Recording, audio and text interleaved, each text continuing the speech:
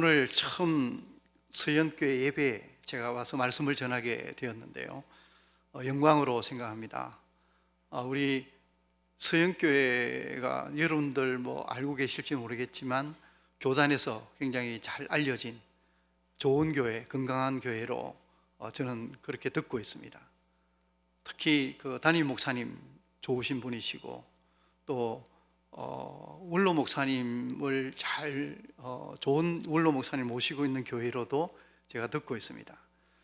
이상화 담임 목사님을 통해서도 여러 차례 참 존경하는 분이다라는 이야기들 들었지만, 제가 잘 알고 있는 교계 리더 역할을 하시는 원로 목사님 통해서도 우리 서영교회 원로 목사님이 참 목회 철학이나 인격적으로 훌륭한 분이시다라는 이야기를 과거에 들은 적이 있습니다. 좋은 목사님, 특히 원로 목사님의 목회 철학이 담겨진 오랜 세월 동안에 이렇게 성숙해온 이 서연교회가 참으로 하나님 보시기에 아름다운 교회라고 생각들면서 여러분들과 이 예배 시간에 함께 와서 함께 예배를 드리고 하나님을 찬양하고 또 이렇게 부족하지만 말씀을 전하게 된 것 참으로 영광으로 생각하고, 이 시간이 하나님과 성령님이 이 시간 함께하는 귀한 시간이 될 수 있기를 바랍니다. 오늘 제목을 저는 우리의 결론 예수 그리스도라는 제목으로 정했고 아주 단순한 말씀을 전하려고 합니다. 요즘에 한 몇 년 정도 코로나19 사태를 경험하면서 참 많은 영역에서 힘들고 지치고 고통스럽고 개인적으로 뿐만 아니라 이 사회가 얼마나 많이 무너지고 있습니까? 그래서 오늘날 첨단 시대라고 합니다. 인공지능 시대고 ICT 기술이 발달하고 많은 것들이 발전되어 있는 이 사회 속에 이러한 코로나19와 같은 팬데믹 상황이 발생되니까 여기에는 강대국이나 선진국이 별 의미가 없더라고요. 우리가 잘 알고 있는 참 우리가 따라갔으면 좋겠다라고 하는 그런 강대국들도 속수무책인 것을 우리가 보면서 우리가 지금 살아가고 있는 이 현대사회가 과연 어떤 시대일까? 우리는 지금 어디를 살고 있고, 그래서 우리가 무엇을 믿고 뭘 의지해야 되고 어떤 삶을 살아가야 되는지 혼란스러워지는 것이 오늘날 우리의 상황입니다. 이 상황 속에서 제가 한 가지 오늘 말씀을 이렇게 제목을 정하게 된 이유도, 가만히 묵상해 보면 하나님 안에서 예수 믿기를 참 잘했다, 예수님이 결론이 될 수밖에 없는, 예수님이 우리의 답일 수밖에 없는 그런 상황 속에 우리가 하나님의 진리를 깨닫게 됩니다.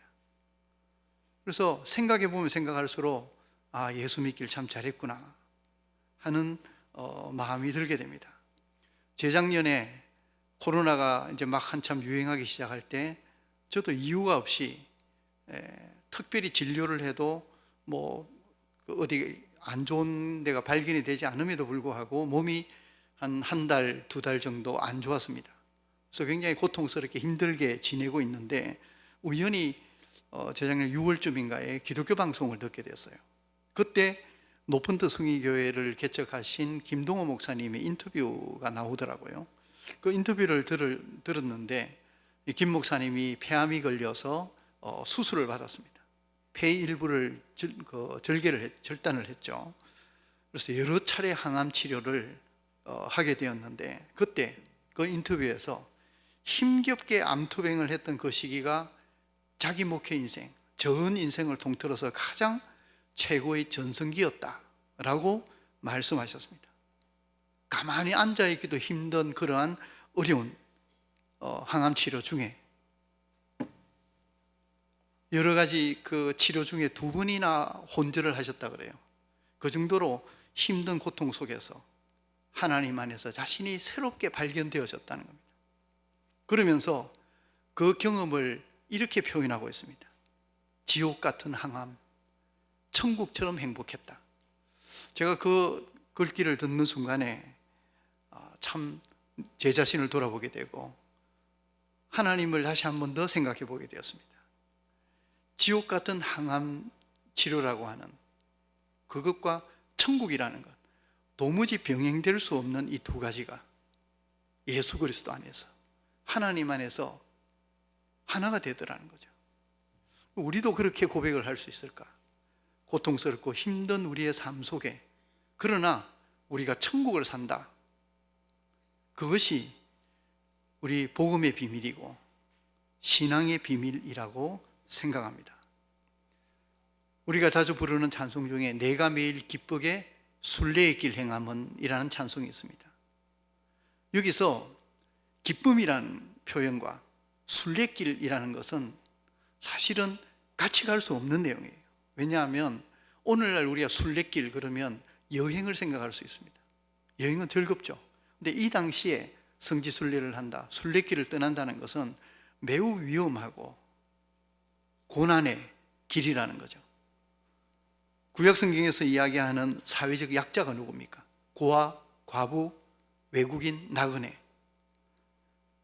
왜 외국인이나 나그네가 힘드냐면 그 당시만 해도 사회적인 보호 시스템이 갖춰져 있지 않아요. 법적인 시스템도 없어요.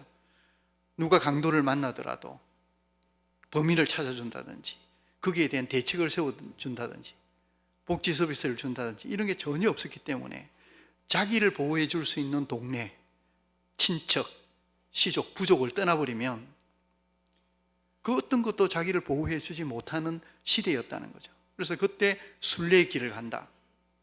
먹을 것도 부족하지만 그 긴 성지를 향해서 순례의 길을 떠난다는 것은 굉장한 모험입니다. 그런데 이것을 매일매일 기쁨으로 순례의 길을 행했다. 이것이 우리의 광야 같은 삶을 살아가는 우리 크리스찬 기독교인의 신앙의 태도라고 생각합니다. 순례길처럼 고통과 고난과 힘든 삶인데 매일매일 기쁨이 넘치는 삶, 그것이 어떻게 해서 가능하게 될까? 그 답이, 그 결론이 예수 그리스도라는 거죠. 그런 점에서 기독교를, 그리고 복음을 신비하다라고 이야기합니다. 이 신비주의를 잘 보여주는 인물이 바로 사도 바울입니다. 신학자들이 사도 바울을 연구하면서 그의 신앙에 이 신비주의라고 하거든요. 그의 신비주의의 근본이 어디 있을까? 그래서 바울 서신을 쭉 분석을 하면서 보니까 바울이 자주 쓰는 말이 있습니다.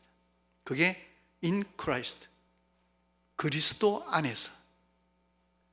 그리스도 안에서 사도 바울이 옥에 갇히고 매를 맞고 여러 번 죽을 뻔하고 동족에게 배신당하고 그리고 감옥에 갇혀서도 슬퍼하지 않고 기뻐하며 찬양하며 하나님께 기도 올렸던, 그리고 많은 전도 여행을 그렇게 열정적으로 다녔던 비밀이 어디 있을까? 그것이 바로 예수 안에서, 그리스도 안에서 그가 가졌던 경험이라는 겁니다. 그래서 사도 바울의 신비주의다. 그러면 그 신비가 어디서 오느냐? 예수 그리스도 안에서라는 거죠. 이처럼 세상의 광야 같은 세상 속에 고난과 고통과 힘든 삶이, 기쁨과 은혜와 감사의 삶이 하나라는 거죠. 그 하나로 되게 해주는 그 비밀이 바로 예수 그리스도에게 있다는 것을 많은 신앙의 선조들이 고백하고 사도 바울이 고백하고 있고, 또 우리가 또 그렇게 고백을 해야 한다는 겁니다. 김노호 목사님도 이처럼 고통스러운 그 항암치료 과정 속에서 왜 몹쓸병이 나에게 왔는지 처음에는 원망을 했지만 그리스도 안에서 하나님의 뜻을 깨닫게 되면서 오히려 감사가 넘치고, 이러한 감격을 새벽 묵상 속에서 나오는 감격을 나와 같은 고통을 당하는 사람들과 나누어야 되겠다 하고 생각을 해서 유튜브를 통해서 함께 그 묵상 말씀을 나누기 시작했고, 그로 인해서 수많은 사람들로부터 위로를 받고 힘과 용기를 얻고 믿음으로 새로 시작할 수 있게 됐다는 그러한 것을 경험하게 되면서 하나님께 감사하는 그런 인터뷰를 제가 들으면서 힘을 냈던 적이 있습니다. 이처럼 우리가 살아가는 것은 항상 신비로운 경험들이 있어요. 특별히 그 신비로운 경험들, 우리의 삶의 고통과 아픔과 슬픔과 불안과 여러 가지 위기 속에서 기쁨과 감사와 은혜로 살 수 있는 그 비결은 예수 안에서 찾을 수 있다는 겁니다. 사도 바울의 결론이 예수 그리스도였고, 김도호 목사님의 결론도 결국에는 예수 안에서 예수 그리스도가 결론이 되었던 것처럼, 우리들도 우리가 살아가는 많은 힘들고 고통스럽고 불안하고 안타까운 삶 속이지만, 그러나 그 속에서 오히려 그걸 넘어서는 기쁨과 감격과 은혜의 삶을 살아가는 이 신비로움을 갖기 위해서라면 우리도 예수 안에서 답을 찾아야 한다는 겁니다. 제가 목사이면서 모태신앙이니까 얼마나 오래 신앙생활을 했겠어요. 근데 그동안도 믿음으로 산다고 하지만 의심할 때도 많았고, 기도의 응답을 받지 못해서 시험에 들 때도 있었고, 성경을 읽어도 성경 말씀 중에 도무지 이해 안 가고 의심이 되는 구절이 많이 있었습니다. 그러나 그럼에도 불구하고 자신 있게 내릴 수 있는 저의 결론은, 그래도 예수 믿길 참 잘했다는 겁니다. 저희 자녀들에게도 예수 믿은 것이 가장 큰 하나님의 선물이고, 내가 자녀들에게 물려줄 유산 중에 신앙을 물려줄 수 있다는 그것이 가장 큰 유산이다라고 이야기할 정도로 예수 믿기를 참 잘했다. 그래서 언제나 우리의 결론은 예수 그리스도여야 된다라는 것을 늘 기억하며 살아가고 있습니다.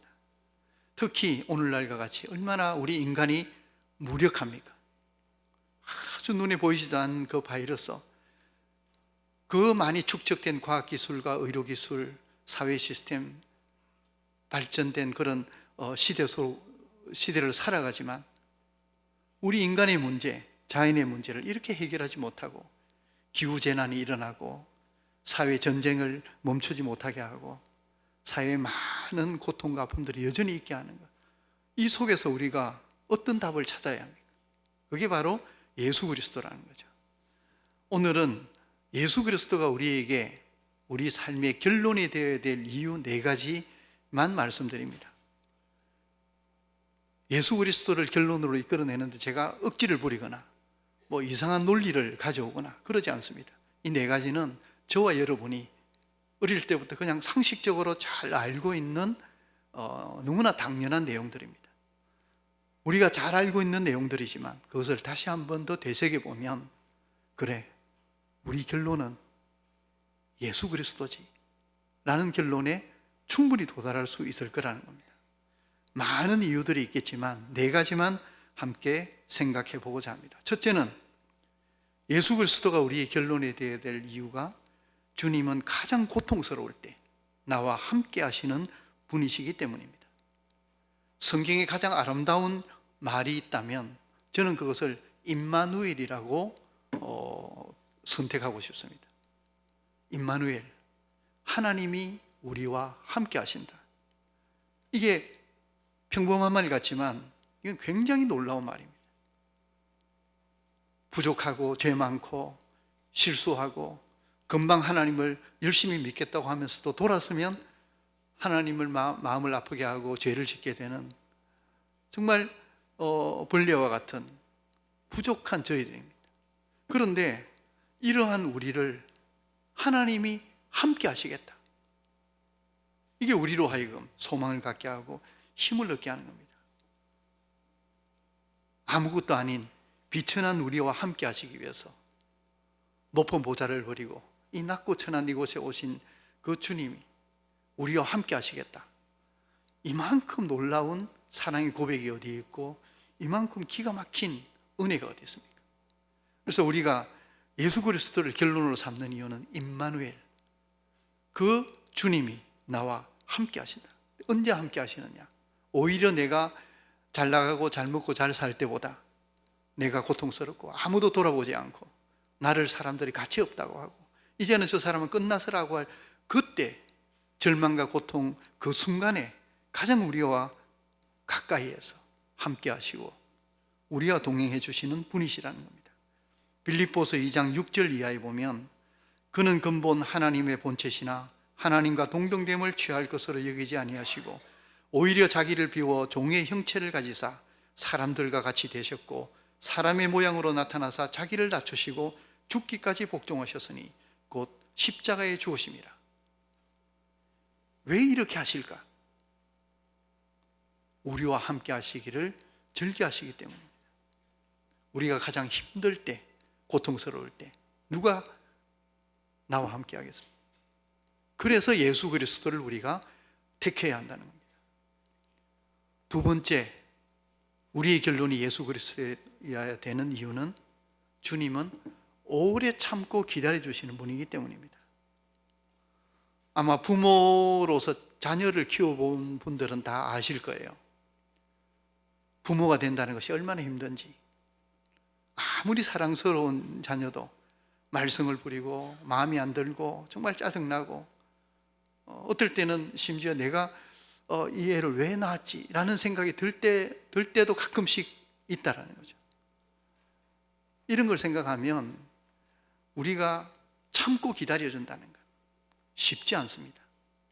우리가 탕자라고 부르는 돌아온 아들, 부모 재산, 아버지 재산 다 탕진하고 정말 벌레처럼 살다가 아버지께로 돌아왔을 때 사실 인간의 입장에서 얼마나 얄밉겠습니까? 그래도 그 아버지는 매일 마을 어귀에 나가서 그 집떠난 아들을 기다리고 그 냄새나는 돼지우리에서 뒹굴던 그 아들을 끌어안고 울면서 반겨줬던, 그게 복음이거든요.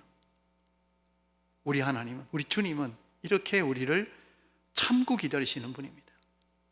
예수님은 또 제자들에 대해서 어땠습니까? 수제자라고 불리우던 베드로는 예수님을 완벽하게 부인합니다. 3번 부인했다는 것은 완벽하게 부인한 거죠. 그 모습을 아시는 주님이 얼마나 마음에 서운함이 있었겠습니까? 이제 곧 십자가를 지려고 하기 위해서 겟세마네 동산에 올라가서 땀이 피가 되듯 그렇게 기도하고 있는데 제자들은 밑에서 자고 있어요. 심지어 부활하신 몸으로 그 상처들을 다 보여주고 부활의 모습을 보여줬음에도 불구하고 다시 고기 잡으러 옛날 어부의 모습으로 돌아갑니다. 인간적으로는 참을 수 없는 그런 배신감을 느꼈던 상황에서도 요한복음 21장을 보면 주님께서는 그들을 찾아가십니다. 끝까지 찾아가서 그들에게 베드로야, 내가 나를 사랑하느냐? 그러면 내 양을 먹이라, 내 양을 치라.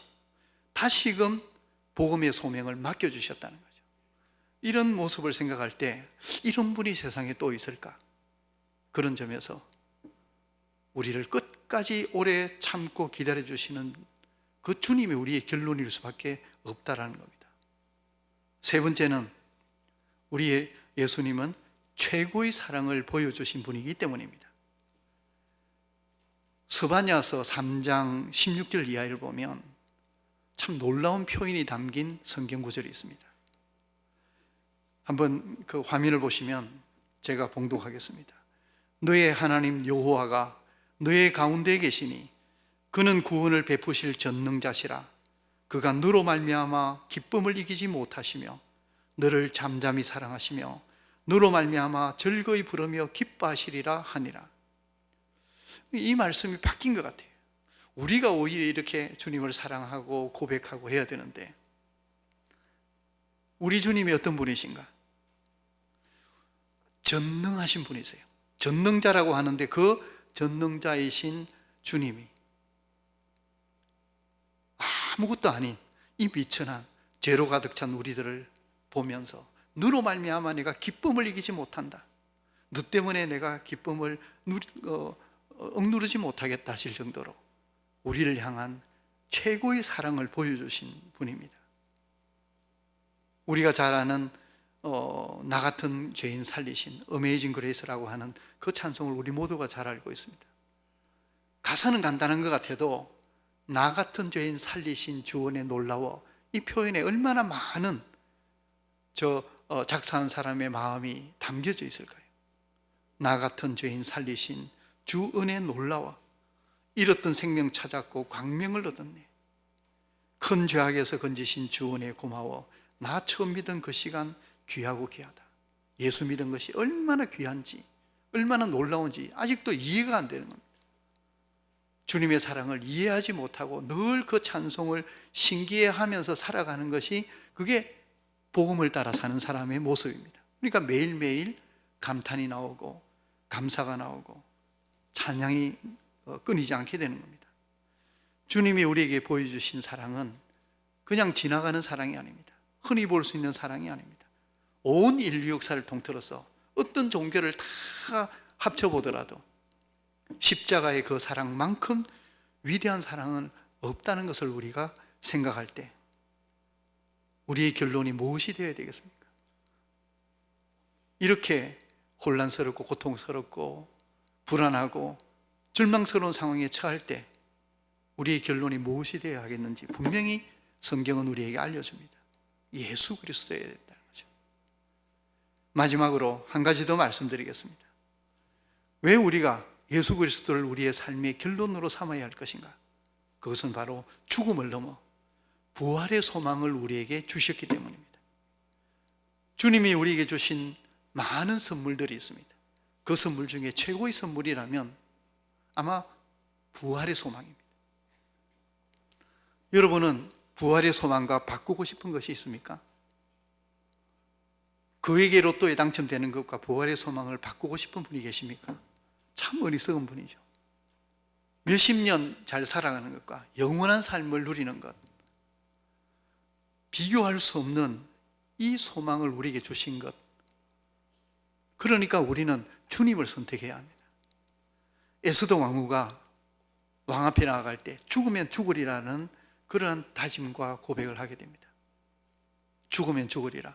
예전에 제가 국민학교 초등학교 때 수업 시간 쉬는 시간에 안희숙 여사가 쓴 죽으면 죽으리라는 그 책이 있거든요. 그걸 굉장히 즐겨 읽었던 기억이 나는데요. 죽으면 죽으리라는 고백이 어떻게 나올까요? 부활의 소망이 있지 않고 우리가 이런 고백을 할 수 있을까요? 요한복음 11장 23절 이하에 보면 이 부활의 소망에 대해서 주님이 분명히 이야기하고 있고, 그 부활의 소망에 대해서 우리의 답이 어떠해야 되는지를 잘 보여주는 말씀이 나옵니다. 예수께서 이르시되 내 오라비가 다시 살아나리라. 마르다가 이르되 마지막 날 부활 때에 다시 살아날 줄 내가 아나이다. 예수께서 이르시되 나는 부활이요 생명이니 나를 믿는 자는 죽어도 살겠고 무릇 살아서 나를 믿는 자는 영원히 죽지 아니하리니 이것을 내가 믿느냐? 그때 대답을 어떻게 하느냐 하면 마르다가 그러하여다. 주는 그리스도시요 세상에 오시는 하나님의 아들이신 줄 내가 믿나이다. 결론을 예수 그리스도로 짓는 겁니다. 나는 부활이요 생명이니 나를 믿는 자는 죽어도 살겠고 무릇 살아서 나를 믿는 자는 영원히 죽지 아니하리라는 주님의 말씀 앞에 우리의 결론, 우리의 마지막 답변은 무엇이어야 합니까? 예수 그리스도밖에는 없다라는 거죠. 지금까지 제가 말씀드린 것 중에 여러분 어려운 내용이 있습니까? 우리가 모르는 내용이 있습니까?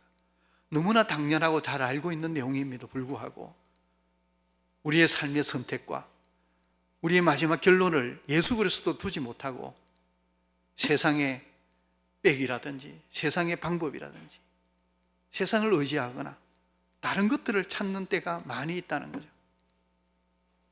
가장 먼저 주님 앞에 머리를 숙이고 무릎을 꿇고 주님의 도우심을 구하고 늘 우리가 인식하지 못하는 상황에서도 우리와 동행하시고 우리를 친구로 삼아주시고 친구 대신 우리를 위해서 십자가의 목숨을 버려주신 그 주님이 우리와 함께 있다는 사실을 깨닫고 주님이 우리의 답입니다, 우리의 결론입니다 라고 하면서 주님을 끝까지 붙들 수 있는 그런 사람이 되어야 하지 않겠습니까? 신앙 선조들을 우리 한번 생각해 보시기 바랍니다. 아브라함이 백세 얻은 아들, 그것도 하나님이 약속 가운데 주셨는데 이걸 제물로 바치라는 겁니다. 인간적인 사고로서는 도저히 받아들일 수가 없어요. 윤리적으로도 그렇고 하나님의 뜻을 생각해 봐도. 그러나 아브라함이 선택한 것은 자기의 판단과 자기의 가치, 자기의 결정이 아니라 하나님을 믿었습니다. 그래서 하나님의 뜻대로 행하려고 했던 그 아브라함의 결론도 하나님이었고 주님입니다. 다윗도 마찬가지입니다. 다윗이 사울왕 밑에서 성장하면서 많은 인기를 얻게 됩니다. 전쟁에 나갈 때마다 승리를 해요. 사울이 죽인 자는 천천히요, 다윗이 죽인 자는 만만이다. 백성들이 노래합니다. 그러니까 사울이 불안하니까, 또 부하들도 부추기고 하니까 다윗을 죽여야 되겠다. 내 경쟁이 되는구나. 내 왕위를 노리지 않을까. 그래서 죽이려고 하는데 도망을 다니죠. 오랜 시간 동안 도망을 다니다가 우연히 기회가 와서 동굴에서 잠을 자고 있는 사울 왕을 발견하게 됩니다. 다윗이 칼을 들어 죽이려고 하다가 아니다. 하나님이 기름 부은 자를 내가 죽일 수는 없다. 그리고는 옷자락만 베어서 그 동굴을 나오게 됩니다. 그 다윗의 마음속에 어떤 마음이 있었을까요? 내 생명을 지키는 자는 하나님이시다. 하나님이 내 삶을, 내 생명을 주관하시기. 그래서 그의 결론도 결국에는 하나님이었다는 거죠. 다니엘도 마찬가지입니다.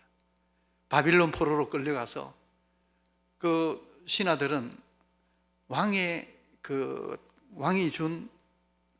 바쳐진 것, 그것이 우상에게 바쳐진 것이거든요. 그 음식을 먹도록 되어 있습니다.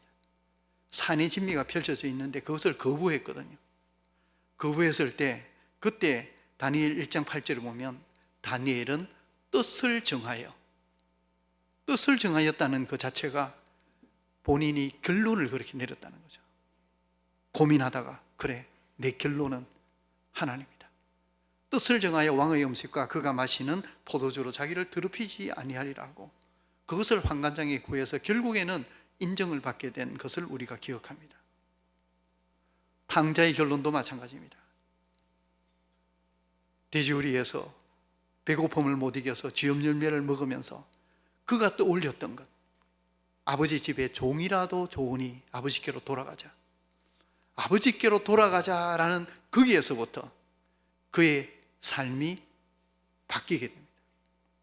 다시 아들로 회복이 되는 거죠. 그래서 그 복음성가 가사를 보면서 오늘 말씀을 마무리하고자 합니다. 여호와께로 돌아가자라는 많이 부르는 그 복음성인데요. 내 백성이 나를 떠나 돌아섰지만 내 백성이, 내 사랑이 내 백성을 포기 못하니 내 모든 것 내어주고 나 그들을 얻으리라. 여호와께 돌아가자. 우리 돌아서도 그는 변치 않네. 여호와께 돌아가자. 우리 넘어져도 그 사랑 영원하네. 여기까지만 읽어봐도 이 가사, 찬양 가사 속에 결론이 어디인가? 아버지께로 돌아가자. 그 탕자 돌아온 아들이 탕자에서 돌아온 아들로 변화될 수 있었던 것은 아버지께로 돌아가자라는 결심 때문입니다. 이제 우리도 이 험난한 세상 가운데서 우리의 결론이 예수 그리스도여야 한다는 거죠. 예수 그리스도께 돌아갈 때 비로소 그분에게서 답을 찾게 됩니다. 오늘 우리가 읽은 말씀 시편 57편 보면 6절 7절을 구체적으로 보면 그들이 내 걸음을 막으려고 그물을 준비하고 또 웅덩이를 팠어요. 나를 잡으려 하고 웅덩이를 파고 기다리고 있는 그 상황 속에 하나님이 나를 구해 주셨다. 그래서 결론을 이야기하는데 하나님이여 내 마음이 확정되었고 내 마음이 확정되어 사오니 내가 노래하고 찬송합니다.